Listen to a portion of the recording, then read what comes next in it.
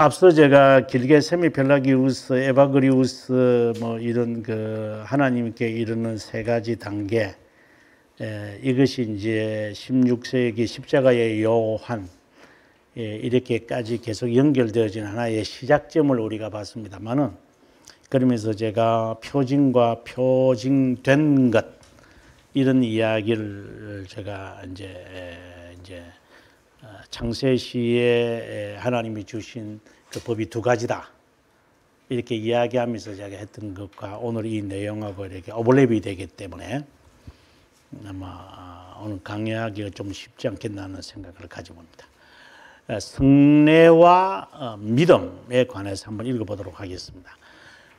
하나님이 호의적인 하나님을 경험하지 못하고 더 큰 정죄만 일으키는 불경건한 자들에게 성례들이 가려져 있기 때문에 성례가 우리를 향한 하나님의 은혜를 나타내지 못하고 있다고 불평하는 자들이 있습니다. 하지만 주님은 신성한 말씀과 성례들로 자신의 은혜의 특권과 자비함을 우리에게 제안합니다. 여기서 중요하게 봐야 되는 것은 말씀과 성례. 말씀이 없는 성례는 아무 의미가 없습니다. 이 성례라고 하는 것은 본래는 이제 비밀이라는 뜻이잖아요. 문자적인 거요. 가시적 우리가 성례의 정의를 계속 생각해야 되는데 1항에 있는 저것으로 가시적이거나 외적 상징입니다. 무엇을 위해요? 믿음의 연약한 믿음을 강화하기 위해서 increase 시킨다는 게 아니라 strengthened, 그러니까 단단하게 견고하게 만드는 것이지 믿음을 increase 이렇게 더 크게 만든다거나 또 정진한다라는 말, improve 이런 말이 아니에요. 이 말은 정확하게 하셔야 됩니다. 믿음을 더해 주십시오가 아니라 믿음을 단단하게 해달라. 든든하게, 그래서 든든한 이렇게 이제 표현 자체를 정확하게 써서야 됩니다. 확고한 믿음으로 그 말씀과 성례를 받는 자에게만 이해될 수 있다. 조금 보면 우리가 나옵니다만은 이 성례에서 우리가 취하여 먹어라 이런 말을 이제 하게 될 때 take and eat it 이렇게 말하잖아요. 그죠? 취해서 먹어라 또는 take it, drink it 그러니까 취해서 마셔라 이제 이렇게 되거든요. 그럴 때에 믿음으로라고 하는 말을 이제 고백서에서 말합니다. 그러면 그 믿음으로라는 뜻이 뭘까요? 하고 이제 또 질문이 나와요. 그것처럼 칼빈 선생도 이 부분을 아주 설명을 많이 합니다. 나중에 17장에 가서 이 부분은 칼빈이 아마 자세하게 설명하는 것을 보게 됩니다. 아주 주요한 내용입니다. 이것은 모든 자에게 구원을 제안하시고 나타내지만 그리스도께서 모든 자에게 인정되지 않고 수용되지 않는 것과 같다고 하겠습니다. 믿음으로 안 먹기 때문에 그런 겁니다. 성례에서 믿음의 효력을 말해지기 때문이 아니라 믿어지기 때문에 일어납니다. 아주 중요한 것이죠. 믿어지기 때문에 일어난 것입니다. 성례에서 신자는 그리스도와 교제한다는 면에서 누구든지 그리스도와 합하기 위해 세례를 받은 자는 그리스도로 옷 입었느니라는 말씀을 이해할 수 있습니다.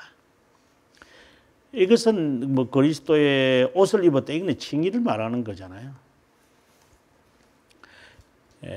성례들은 하나님의 은혜의 증거와 그분이 우리를 생각하시는 선한 의지의 인이라고 말할 수 있습니다. 이 실이잖아요. 실, 인, 증거 또는 프루프라고도 에비던스라고도 말할 수 있지만 결실이다 이렇게 말할 수도 있습니다. 그 결과 우리의 믿음은 유지되고 양육받고 확언되고 정진합니다. 여기서 정진이라는 것이 뭐 인크리스라고 하는 말은 아닙니다. 그 다음에 이제 성령과 말씀과 성례에 대한 이제 관계를 한번 보겠습니다. 기독교인으로서 전진 없이 늙는다면 불행한 자입니다. 우리의 믿음은 완전한 자로 자라갈 때까지 전체 삶에서 항상 향상되어야 합니다. 마음을 온전히 하여 믿으면 이라는 의미는 그리스도를 완전히 믿는다는 것이 아니라 심정과 영으로 진정으로 그분을 수용한다는 것을 말합니다. 그래서 수용이라는 말을 이제 보통 이제 embrace라고 그래요. 이렇게 품 안에 안는다라고 하는 것을 말합니다. 두 번째, 그분으로 충만해진다는 의미가 아니라 열렬한 애정. 조나단 에드워즈가 그 religious affection을 말하고 있잖아요. affection. 이게 이제 영어로서는 affection이라는 겁니다. 예, 무슨 말이냐면은 열렬할 수 있도록 뭔가가 이렇게 동기부여시키는 게 있어요. 예. 마음을 온전하게 하여 믿으면 이란 말이 있는 거죠. 그 뜻을 지금 말하는 겁니다. 배고파하면 목말라 하고 그리고 위한다는 것입니다. 그분을 성경에서는 온 심정으로 행한다는 말씀의 의미는 진정으로 간곡하게 행한다는 것을 말합니다. 이 신시어를 말하죠. 신시어. 정말 진정으로 또는 진심으로 trustful 이런 말이죠. 그래서 온 전심을 다하여 내 마음을 다하여 내 뜻을 다하여 하나님을 사랑하라 라고 할 때 여기서 말하는 대로 진정으로 진심으로 해라. 그러니까 두 마음을 가지지 마라. 이 두 마음을 가지면 진정이 아니잖아요. 그래서 그는 정함이 없는 자다. 그렇게 야고보서 1장에 있는 말씀처럼 한 마음을 가져야 된다. 나의 도움이 어디서 오느냐? 하나님이냐? 아니면 저 사람이냐? 하나님이 저 사람을 통해서 주는 것이냐? 아니면 저 사람을 통해서 내가 하나님의 은혜를 받는 것이냐? 이 분명히 개념 설정이 되어 있어야 돼요. 믿음은 성령에 합당하고 완전한 사역입니다. 성령으로 말미암아 우리가 하나님과 그분의 선하심의 보고를 인식할 뿐 아니라 우리 마음이 그분의 조명 없인 너무나 눈물에 있기 때문에 아무것도 볼 수 없고 너무나 어리석어서 영적인 것을 맛보지 못합니다. 하나님의 은총은 세 가지로 구성됩니다. 말씀으로 우리를 가르치고 훈련시켜 갑니다. 아주 중요한 말이라고 저는 봅니다. 훈련시킨다. 하나님이. 둘째는 성례들로 우리를 화응합니다. 컨펌한다는 말이죠. 컨펌. 이게 틀림없습니다. 뭐 요즘에 뭐 관공서에 전화하거나 뭐 은행에 전화하면 그러잖아요. 우리 녹음을 할 수 있습니다. 뭐 이런 말 하는데 그 녹음을 한다는 그 말은 나중에 내가 이렇게 하기로 했는데 나중에 뒷소리가 없도록 하겠다는 그게 확언이라는 말이거든요. confirm. 그래서 confirmation number 달라 이렇게 말하거든요. 어떤 데에서 이제. 그다음에 세 번째는 성령의 빛으로 우리 마음을 조명시키고 심정을 열어 말씀과 성례를 받아들이도록 한다. 그렇지 않으면 그것들은 귀를 때리는 시야를 어둡게 하고 말 것이다. 또 다른 말을 한다면 우상 숭배가 된다. 이렇게 말하면 됩니다. 자, 여기서 제가 여러분에게 말씀드리고 싶은 것은 하나님의 은총이라고 할 때 내가 하나님의 은혜를 받았다 이 말이잖아요. 쉽게 말하면 하나님의 은총을 받았다. 베네피셜을 받았다. 이게 이제 베네딕션 이래 되면은 이제 우리가 목사님들이 예배 시간에 하는 복 빚는 거잖아요. 그래서 하나님의 은혜를 받았다, 은총을 받았다 이렇게 말하거든요. 은총은 세 가지로 구성되어 있다. 이 세 가지의 성격을 다 가지고 있어야 한다 이 말입니다. 먼저 하나님의 말씀으로 훈련받아야 한다. 그리고 성례, 이 가시적인 거죠. 가시적인 것을 통해서 하나님이 이것을 우리들에게 증명시킵니다. 그리고 말씀과 세 번째 말씀과 그러니까 지금 말씀으로 훈련시켰잖아요. 성례로 확언시키죠. 이 두 가지를 연결짓게 하실 겁니다. 정말 명확하게 우리들에게 그렇지 않으면은 우상 숭배에 불과할 것입니다. 칼빈 선생이 우리에게 명확하게 말하는 것 같아요. 말씀으로 훈련받고 그 다음에 가시적인 현상에 대하여 바로 해석하게끔 하여 이 두 가지를 연결시키게 할 것입니다. 이 말을 지금 하고 있는 거죠. 매우 구체적으로 말하고 있습니다. 좀 더 계속해서 이제 두 번째로 가겠습니다. 성례들이 믿음을 정지시키고 확언시킨다고 하여 영속적, 이것도 아주 중요한 말을 합니다. 제가 지난 시간에 하는 말은 성례는 항상 일시적입니다. 은사 받은 사람들 은사 계속 유지한다 거짓말이라고 제가 이야기했습니다. 은사를 계속 유지를 하려면 정말 수고해야 됩니다. 성례는 일시적인 겁니다. 초콜릿처럼. 그걸 연속기다. 나는 계속해서 은사를 유지하고 있다. 신앙 버득하고 그런 착각입니다. 그거 믿지 마시고 그 자기도 믿지 마시고 그렇게 말하는 사람은 딱 돌아서십시오. 그건 훈련입니다. 훈련을 통하여 자기를 그렇게 만들어가지 않으면 어렵습니다.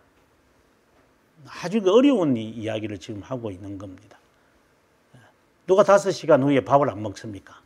배부르다고 눕지만 5시간 지나면 냄새 코 하고 냄새 라면에서 속 들어가면 먹자 이래가지고 2그릇 먹습니다. 인간은 그렇습니다. 영속적인 거 없습니다. 가시적인 것이기 때문에 그렇다 이 말입니다. 그래서 믿음을 확언한다고 하자 지금 앞서에서 지금 3가지 구성 요소를 말하면서 하지만 그는 일적인 것에 불과하다. 그래 가시적으로 하나님이 너희에게 은혜를 베풀으셨다. 은총을 베푸셨다. 이것은 이거로 끝난 겁니다. 효력은 끝났어요. 그 다음에 다른 건 또 다른 거로 봐야 돼요. 케이스 바이 케이스로 봐야지 나는 계속적으로 하나님의 은총을 받는다. 그건 거짓말입니다. 밥을 평생 안 먹겠다 하는 것과 똑같습니다. 또 다른 말로 한다면 좀 더 확대시킨다면 우리는 항상 변화적이고 우리는 항상 지속해서 해야 됩니다. 그러나 하나님은 단번이잖아요. 중생의 사역의 단번이라는 것이 우리에게 일어나는 것이 단번이라는 게 아닙니다. 이게 사람들이 헷갈리시는 것 같아요. 회심은 한 번이다. 중생은 단번이다. 맞죠? 우리에게 일어나는 일이 단번이라는 게 아닙니다. 그렇게 해석을 하면 큰일 나는 사람입니다. 그 사람. 하나님이 우리들에게 은혜를 베풀고 하나님이 우리들에게 중생에 대하여 회심을 경험하게 하시는 것은 계속해서 반복해야지 우리가 이게 하나의 성례잖아요. 계속 반복해서 일어나야 됩니다. 그걸 한 번 받았다고 제가 다 한다고요? 어디서 그런 괴상망측한 주장을 하고 있어요? 제가 부교육자 때 제가 이런 경험을 했습니다. 참 제 스스로도 굉장히 그때는 30대고 20대 후반이니까 후이니까 좀 굉장히 정신적으로나 이런 쪽에 예민할 때거든요. 비판 의식이 강할 때잖아요. 주로 이제 30대가. 그때에 제가 목사가 됐고 30세 목사가 되면서 한국 교회에 대해서 굉장히 제게 비판 의식을 갖게 되었습니다. 제 스스로가. 그러면서 나도 마찬가지고. 그리고 이것에 대한 답을 찾을 길이 없었어요. 그래서 결국은 내가 바꿀 수 있는 것은 이 나라를 떠나야만 한다. 뭐 쉽게 말한다면, 아주 쉽게 말한다면 꼴 보기 싫으면 보지 말아야 되겠다. 이제 이런 말이죠, 결국은. 눈에 보이는 그거밖에 없고, 또 나도 내 모습도 그렇고, 그러니까 이 꼴불견을 없애는 방법은 안 보는 게 차라리 낫다. 이런 것이 제 당시에 제 머릿속에 갖고 있었어요. 네 그 속에 살면서 너는 절대로 바로 되지 못한다. 이런 생각을 그때 제가 30살에 아주 강하게 제가 느낀 것 같아요. 내가 어쨌든 여기서 탈출해야 된다. 이제 이런 그렇다고 보면 내가 뭐 잘났다는 것이 아니라 제 마음에, 그래서 제가 말하고 싶은 것은 하나님의 은혜, 은총, 이런 것은 가시적인 것은 인식할 수 있는 것은 단회적이다. 아니, 단회적이란 말보다 일시적이다. 계속해서 해야 됩니다. 중생의 경우를 계속해서 가야 됩니다. 그러면서 동시에 싸워야 하는 참된 회개도 계속해서 해내려가야 됩니다. 이렇게 반복해야 됩니다. 한 번에 되는 게 아닙니다. 그런 사람이 있으면 진짜 그는 하나님입니다. 하나님의 영원성에 계시니까 그분은 영원하고 지속적이고 단번이고 틀림없고 무료하고 자유스럽지만 인간은 그렇지 않습니다. 부자연스럽고 의존적입니다. 독립적이지도 않고 의존적입니다. 이것이 되어집니다. 이게 헷갈리면 안 됩니다. 우리 주님 우리 믿음을 확립하고 정진시키는 도움의 목적을 위해 제정하셨기에 성례들의 믿음을 정진시키거나 강화시킬 수 있습니다. 내적 교사이신 성령이 동반할 때만 이 조건입니다. 그것을 수행할 수 있습니다. 성령의 에너지만이 심정에 스며들어 애정을 일으키고, 아까 애정이라는 것은 이제 동기부여와 같은 거라고 했습니다. 우리 영을 성례에 접근하도록 합니다. 경건한 마음은 성례를 수단으로 하여 믿음으로 확언됩니다. 눈에 시력이 있어 빛을 보게 하는 것과 귀에 청력이 있어 목소리 인식하는 것이 사실이라면 우리 심정의 성령의 사역이 있어 믿음을 시작하고 보존하고 양육하고 확립하는 것과 같다고 하겠습니다. 그래서 이렇게 말합니다. 성령의 에너지 없이 우리에게 어떤 유익도 되지 못한다. 아무리 가시적인 좋은 것이라 하더라도 성령의 에너지, 즉 특별히 제가 에너지라고 말하는 것은 힘을 주신다라고 하는 의미입니다. 우리에게 어떤 유익도 없지만 훈계자가 이것을 가르친 심정에 성례들은 믿음을 강화시키고 정진시키게 됩니다. 하나의 차이점이 있는데 보고 듣는 능력이 눈과 귀에 자연적으로 심겨진 것이라면 성령은 특별한 은혜로 우리 마음의 자연의 분량을 넘어 활동하신다는 겁니다. 그래서 가시적인 것을 통하여 하나님의 믿음을 컨펌을 합니다. 컨펌. 그 순간에 그 믿음이 막 생긴 것처럼 이렇게 우리가 인식하게 되어집니다. 그 순간에 성령의 역사를 따라서 내가 마치 우리가 요즘은 그렇지 않습니다만 샤워하고 나면 기분이 개운하잖아요. 그러나 또 씻어야 돼요. 매일매일. 그 개운함이 몇 분을 가던가요? 마찬가지인 겁니다. 개운한 것은 오래 가지 않습니다. 또 땀이 나서 먼지와 함께 뒹굴어서 때로 만들어버립니다. 그래서 믿음, 시원하다, 이렇게 상쾌함이 있구나. 그 느낌인 거죠. 마치 성례를 통하여 성령께서 우리들에게 깨끗해졌다라는 그것을 인도하시는 것은 맞아요. 그러니까 오래 안 간다 이 말입니다. 그 말을 지금 계속해서 우리들에게 말한다고 봅니다. 그 다음 세 번째, 어떤 사람을 말로 설득시켜서 어떤 것을 행하려 할 때 당신의 견해에 그 개인이 관심을 갖도록 하기 위해 모든 주장을 생각할 것이고 목적을 이루는 방법을 모색할 것이다. 하지만 개인이 분명하고 빈틈없는 판단을 가지지 않는다면 어떤 결과도 얻지 못할 것이다. 당신의 판단의 가치에 대한 중요성을 갖고 있지 않기 때문이다. 또 그가 까다로운 성품을 가지고 그 교리를 듣는데 준비되어 있지 않는 자라면 더욱 당신 편에서 그의 편견을 갖고 그의 동의를 보장하는 것과는 다르게 당신의 믿음과 신중함에 대한 생각을 갖고 있다면 애를 쓰더라도 아무것도 하지 못한다. 이게 무슨 말이냐면 지금 여기 앞에서 잠깐 놓은 것 같은데 이 앞에 부분요. 이 앞에 지금 지금 시황에서 지금 보시면은 다른 사람에게 설득시키고 내 견해를 저 사람에게 관철시키려고 한다고 하지만 이 분명히 말합니다. 이거 안 된다 이 말입니다. 이것도 설교도 마찬가지예요. 저는 설교를 하면서 참 안타까움을 많이 느끼거든요. 네. 내가 지금 설득시키려고 지금 하고 있는 것이 아닌가. 이게 내 자신을 바라보면서 내 자신도 한심할 때가 있어요.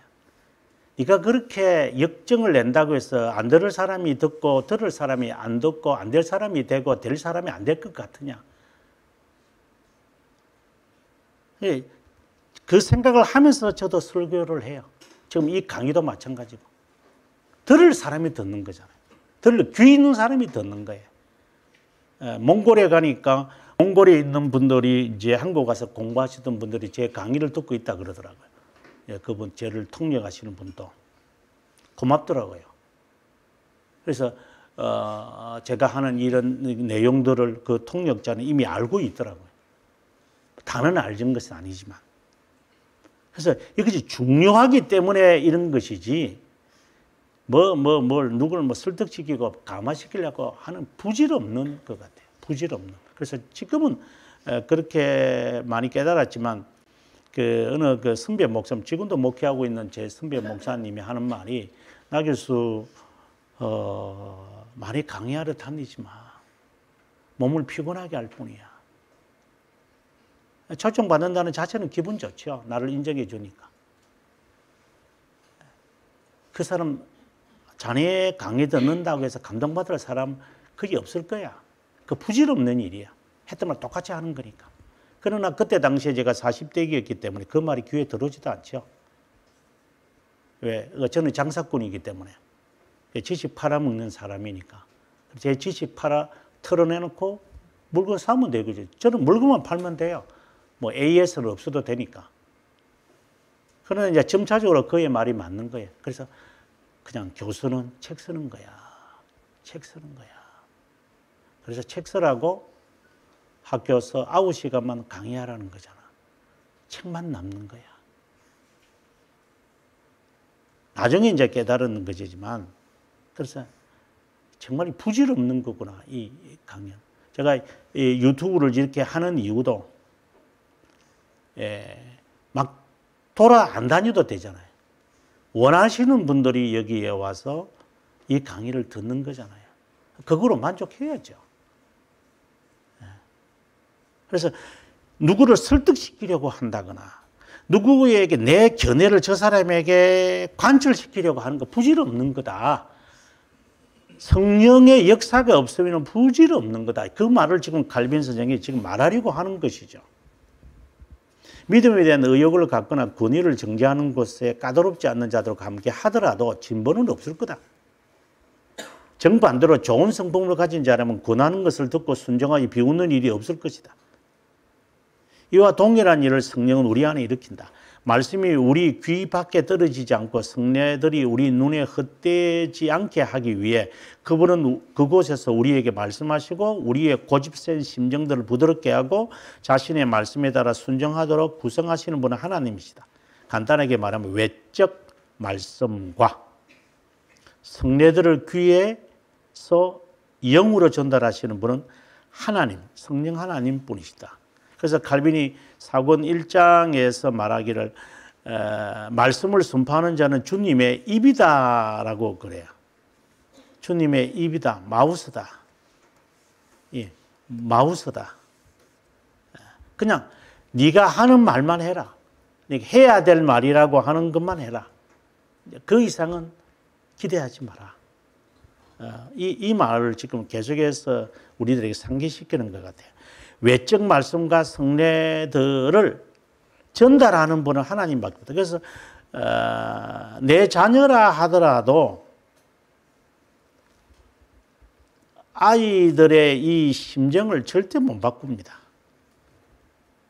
자식 내 뜻대로 되는 사람이 있다면 그 사람은 초인입니다. 초인. 불가능합니다. 근데 누가 내 말 듣고 바로 되겠어요? 그래서 이 심정을 변화시키는 것은 창조자이신 하나님밖에 없습니다. 하나님만이 사람을 바꿉니다. 하나님이 안 바꾸는데 어떻게 합니까? 단 언젠가 하나님께서 바꾸시기를 원해서 이 외적 말씀을 제대로 전해야죠. 그 책임이 이제 참된 교회의 이제 표지가 되겠습니다만 이 일을 하는 것이지. 내가 이렇게 해서 저 사람 바뀐다. 저는 기대도 안 합니다만은 기대할 이유도 없고 성령이 하실 거니까. 그러나 과거에 제가 부흥회를 인도하고 일할 때는 안 그랬죠. 제가 지금 열매 거둔다고 생각을 했죠. 그래서 여러 짓들을 하죠.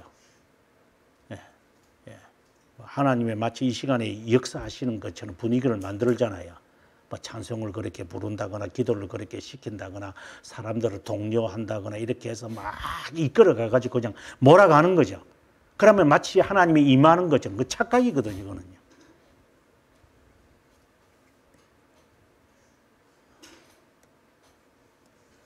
그 다음 네 번째, 메마르고 버려진 땅에 던져진 것처럼 하나님의 말씀이 완고한 정신에 전달될 때는 열매를 맺지 못합니다.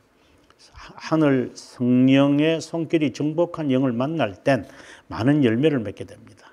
말씀에서 믿음은 시작하고 정진하고 완전해집니다. 여기서 정진이란 자라간다는 말, 계속 정진이라는 말이 나오는 것은 자라간다. 복음 선포가 성령의 권능과 불가분하게 연결되어 있는 것처럼 참 중요한 말입니다. 실제로 이 복음 선포, 성령의 권능. 바울 선생은 자신의 노력에 하나님께서 어떤 결과를 낳게 하시는지 설명합니다. 말씀은 본질적으로 권능을 스스로 가지고 있음을 상기시키면서 인간에 의해 전파되었을 때 사역자를 남편으로 비교합니다. 남편은 땅을 지배하는데 노고하며 근면한 것 외에는 아무것도 할 수 없는 사람으로 비유됩니다. 결국 심거나 물 주는 일은 아무것도 아니고 모든 것은 자라나게 하신 하나님께만 기인시키는 것입니다. 정말 이는 좋은 자세를 우리에게 말하는 것 같아요. 그러므로 하나님께서 영적 은혜를 펼치시기 위해 임명한 도구들로서 사도들을 사용하시는 것처럼 복음 선포에서 성령의 권능에 전적으로 의존해야 합니다. 인간이 자신의 힘으로 무엇을 행할 수 있는지 하나님께 속한 것이 무엇인지 분별하는 통찰력을 지도자는 이거 잊어버리면 안 되죠. 이거 확신해야 됩니다. 이거. 지금 계속해서 지금 말하고 있는 것은 복음 선포에서 성령의 권능이 컴비네이션을 이루어야 한다. 그리고 복음 선포와 함께 성례, 이게 성례는 일시적이다. 하지만 복음 선포가 성례에 해석이 되어져야 되겠죠. 자, 이게 성령의 능력, 요 관계를 제가 한번 이야기를 한번 보겠습니다. 앞서도 이야기했지만 지금 제가 말하는 것처럼 베르붐, 이게 이제 복음 선포잖아요. 복음. 그리고 세르모넴,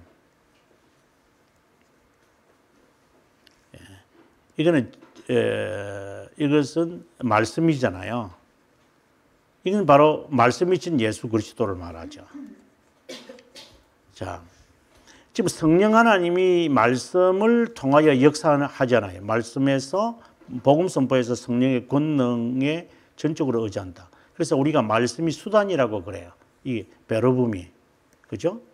근데 그 베르붐이 수단이라고 말할 때에 그 베르붐이 세레모니를 증거하는 것으로 향하 있지 않으면 성령의 역사는 울리는 꽹과리에 불과합니다. 자, 여기서 이제 그리스도 중심으로 우리가 이게 베르봄을 해야 한다 그래요. 이게 세레모니를 증거해야 되니까. 여기서 그리스도 중심이라는 뜻이 뭔가? 그리스도를 증거한, 보통 이제 이것을 이제 구속사적 해석이라 그래요. 성경에. redemptive 이제 interpretation이라고 보통 이제 뭐 이렇게 해요. 뭐 구속사적 해석. 아주 좋은 말입니다. 저도 아주 좋은 말로 이렇게 말해 봅니다. redemptive. 네? preaching. 아주 좋은 말이거든요. 제가 카브란다 다녔을 때의 구속사적 해석의 그 대가가 그때 당시에 총장이었어요.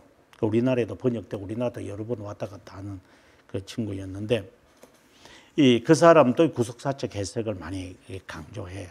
이게 그리스도 중심이란 말이죠. 그리스도의 중심적 해석이다. 설교다. 그럼 이 의미가 뭐냐? 칼빈이 분명히 밝혀요. 지금 베르붐을 통해 가지고 세레모니를 증가한다. 이 그리스도 중심 해석이거든요. 구속사적 해석이란 말이야. 이 무슨 말이냐? 그리스도의 중심이라는 말은 그리스도의 순종을 나의 순종으로 수용하는 것을 말한다. 그리스도의 순종, 그리스도의 중심이라는 말은 그리스도의 순종하심을 내 순종으로 수용하는 것이다. 이게 그리스도 중심이라는 것이다. 여기서 우리가 잘 드러나는 것은 율법을 해석할 때 두 가지 관점이 있잖아요. 율법의 해석은 두 가지 관점입니다. 2권 7장에서 칼빈 선생이 명확하게 밝힙니다. 율법의 해석은 두 가지 관점을 갖고 있어야 된다. 하나는 모세고 하나는 다윗이다. 다윗과 모세가 하나님에 대한 어떤 자세를 가졌는가 보면 돼요. 이것은 율법에 대한 모세의 자세와 다윗의 자세를 보는 데서 차이가 나타나요. 이 둘 다 그리스도를 향해 있습니다. 모세도 그리스도를 향해 있습니다. 그래서 나와 같은 선지자를 일으킨다. 대표적인 구절입니다. 다윗의 시입니다.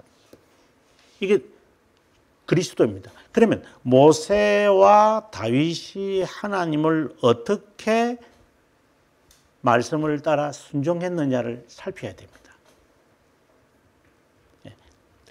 모세처럼이냐 다윗처럼이냐. 그럼 모세처럼이냐 다윗처럼의 차이가 뭔데요? 모세는 어떻게 본다면은 구약을 대표하는 듯하고 다윗은 구약에 살면서 그리스도를 삶 속에서 그리스도를 다 표현해 내잖아요. 그래서 그리스도가 그렇게 표현해 내요. 예수님께서 지상에 사시면서 기록된 바 예레미야의 글이나 스가랴의 글이나 시편의 글이나 이런 것들을 인용할 때를 보시면 그 선지자들이 어떤 자세로 율법을 해석을 하였고 적응했는지를 잘 나타낼 수 있어요. 그 관점은 두 가지다 이 말입니다. 하나는 모세의 관점과 하나는 다윗의 관점이에요. 두드러지는 차이는 뭐냐? 모세는 결국은 근데 이 두 사람 다 죄를 지어요, 실제로.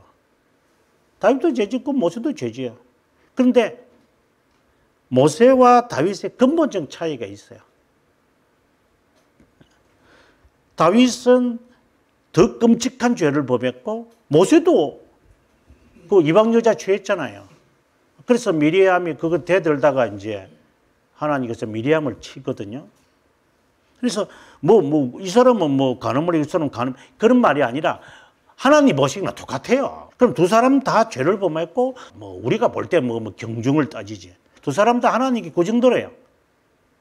모세도 하나님 앞에서 화를 내고 또 하나님께서 너는 보기 말고 들어가지 못한다 그러고 다윗 같은 경우에도 하나님에게로부터 마치 저주와 같은 것을 받아서 자신의 자녀에게 그 화근을 심어줘서 결국은 일들을 정말 어렵게 일을 만들어내요. 근데 차이가 있는 것은 뭐냐? 다윗은 연약한 인간이면서 연약성에서 그리스도를 의지하는 것을 볼 수 있는 거예요. 그러나 모세는 그렇지는 않아요. 이게 근본적인 차이예요. 지금 제가 뭘 말하려고 하느냐면 말씀을 선포하는 것이 지금 가시적으로 일어나는 그 어떤 것에 대한 제대로 된 해석이 돼야 되고 제대로 우리들에게 적용시키기 위해서는 말씀 선포가 아주 중요하다. 지금 그 말을 계속해서 하고 그것에 성령이 역사하신다. 근데 그 성령의 역사는 방향이 딱 정해져 있어요. 그리스도를 증거하는 거예요. 말씀을 통하여 말씀을 증거하는 거예요. 그 말씀을 통하여 말씀을 증거하는 핵심이 뭐냐? 그리스도의 중심이다. 그럼 그리스도의 중심이라는 의미가 뭐냐? 그리스도의 순종을 내 순종으로 받아들이는 것이다. 그러면 1차적으로는 목사가 그런 자세가 되어야 되고 또 성도들도 스스로가 그리스도의 중심의 삶을 산다면 순종한 삶을 사는 것이죠. 그게 성경을 제대로 해석한 것이고 성경대로 살아가는 삶을 말해요. 그 자세에도 두 가지로 봐야 한다. 이 말을 제가 하는 거예요. 하나는 모세고 하나는 다윗이다. 둘 다가 연약한 사람이지만 모세가 대하는 태도와 다윗에 대한 태도의 근본적인 차이가 있다. 다윗은 자신이 더 끔찍한 죄를 범했을 수도 있는 그 죄를 있으면서도 그것을 구속하시는 그리스도를 바라보면서 시편을 통하여 그는 잘 나타나 있다. 모세도 모세의 시가 있잖아요. 그 시편이 있거든요. 모세의 글을 읽어보았을 때는 선언하는 것이고 외치는 것에 있는 것이지 몸소 그가 체험하면서 연약한 가운데서 용서를 받고 회복하고 그리고 견인해 가는 이런 측면은 없어요. 그게 근본적인 차이예요. 그래서 율법을 바라보는 두 가지 해석의 관점을 모세냐 다윗이냐의 근본적인 차이가 있는 거예요. 연약하지만 주님을 연약한 가운데서 자신에게보다는 그리고 이것을 가르치는 데만 있고 자기 자신에게 적용을 하지 적용을 안 한다면 좀 그렇지만 그냥 이 선포적인 면에만 있는 사람 이거는 아니다. 다윗의 관점이다. 내가 순종하는 거다. 그래서 세르모니엄을 향하여 말씀의 신본을 향하여 해석을 한다고 할 때 우리가 늘 조심해야 되는 게 성경을 잘 쪼갰다 이런 부분 성경 신학하는 그 후배들을 보면은 하여튼 정말 멋지게 해석을 해요. 그래 그게 어쨌다는 거예요, 도대체 그게 원어 해석을 하고 본문 해석을 하고 그래 그게 어쨌다는 건데 그래 니한테 어떤 영향을 끼쳤는데 너는 그것이 아니면 우리는 꽹과리에 불과할 거다. 이 말을 제가 하고 싶은 거예요. 그래서 성례 가시적인 것을 통하여 그리스도로 향하여 있다면 그것에 대한 의미를 찾아서 이건 일식이구나. 내가 여기에 종속되지 않을 거다 하면서 그리스도를 닮아가는 대로 간다면 그 성례는 너희에게 정말 성례다. 아니면 우상 숭배에 불과할 것이다. 이 말인 거죠. 성례가 우리 믿음을 강화시키는 동시에 그 성례를 통해 약속하신 것을 확신하는 것을 우리에게 제거하기도 합니다. 이거 그래서 제가 우상숭배라는 말이 나옵니다. 왜냐? 가시적인 것에 집착하다 보면 헛된 확신에 빠져서 영원한 소망을 바라지 못할 수 있기 때문입니다. 그래서 이건 일시적이다. 그가 그 손을 들어 생명실과도 따먹고 영생할까 하노라. 앞서 제가 창조시의 에덴 동산에 있어서 하나님이 주신 법을 이야기를 했던 게 있었잖아요. 이 말씀의 의미는 생명나무 실과를 통해 영생을 얻을 수 있다는 것이 아니라 약속의 상징에 집착하여 불멸의 소망을 바라보지 못하게 하는 것이기 때문에 허락하지 않은 것이다. 앞서 저는 뭐라고 했냐면 손쉽게 네가 구원을 얻으려고 하지 마라. 손쉽게 죄는 범해도 손쉽게 회복은 어렵다. 사고는 순간적이지만 그 영향은 평생 갈 거다. 죄 짓는 것은 재밌겠지만 그것에 대한 대가는 처절할 거다. 이 말인 거야.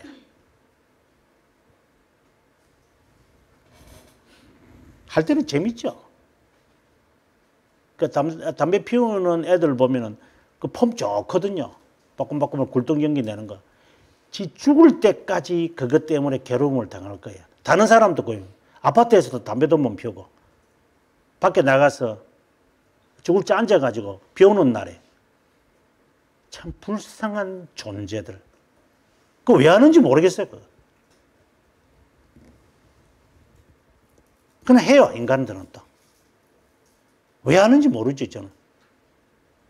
남한테도 영향을 끼치는 그 짓을 왜 하는지 모르죠. 인간이. 그래 인간은 그거 재밌게 해요. 그래서 평생 가는 거예요. 또 지자체도 그거 할 거예요. 자자손손.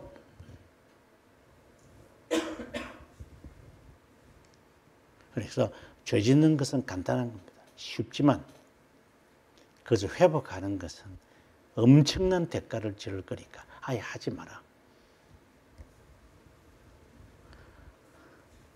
성례의 유일한 직무는 이건 정의에서 나오는 건데 우리 눈에 그분의 약속을 가시적으로 만든 것이고 약속을 보정되게 하는 것이다. 이건 표징이죠. 그럼 표징된 것은 뭐냐? 하나님의 너그러움과 은총이 정하시고 우리에게 선하심, 베푸시는 다른 피조물에 대한 확신을 갖지 않거나 그래 가시적인 것에 의존하지 마라. 그것들을 칭송하여 자비의 근거처럼 높이는 것은 우리의 임무가 아니다. 이처럼 우리의 확신을 가시적인 것에 두지 말아야 하고 하나님의 영광을 돌려서도 안 된다. 우상숭배라는 말을 기억하시면 될 거예요. 모든 것을 넘어서 우리의 믿음과 고백은 성례와 모든 것의 저자이신 그분에게까지 올라가야 한다. 시간이 됐지만 이 부분 더 읽고 마무리하겠습니다. 사크라멘툼이라는 용어를 고대인들은 라틴 저자들이 사용하는 의미로 사용하지 않았다.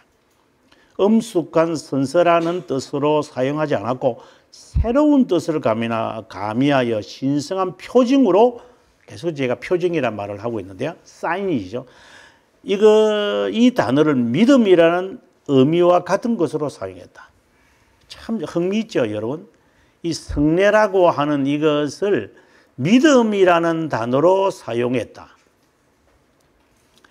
고대인들은 그것을 진리에 따른 확실, 확은, 설득이라는 의미로 사용했다. 이처럼 사크라멘tum이 사령관에게 충성을 명시하는 것처럼 주님은 이것을 통해 그분이 우리의 하나님이 되시고 우리가 그분의 백성이 되는 약속이라는 의미로 사용했다. 왜 믿음을 이렇게 연결 짓느냐면은 믿음을 붙드는 그 돌적기를 생각하시면 돼요. 믿음이라는 이 문을 유지하는 게 두 개가 있다 그랬잖아요. 하나는 약속이에요. 그 다음에 하나는 뭐냐? 화평, 평화, 평강 뭐 다 좋아요. 이 두 가지예요. 그러니까 이 약속이라는 것이라는 말이나 사크라멘tum이라는 말이나 믿음이라는 말이 같이 어울려서 사용되어졌다.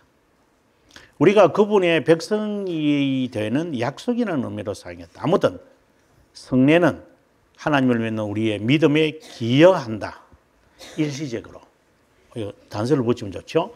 사람들 앞에 우리의 고백을 증거하는 결실이라기보다는 증거라고 저는 봅니다. 그런데 이 증거를 가지고 거슬러 가면 안 됩니다. 그래서 인과율에 빠지면 안 됩니다. 인과율에 빠지면 큰일 납니다. 이거는 세상 사람들이 만들어낸 겁니다. 결과를 보고 원인을 추정해 가는 것은 빨리 지향하면 지향할수록 좋을 겁니다.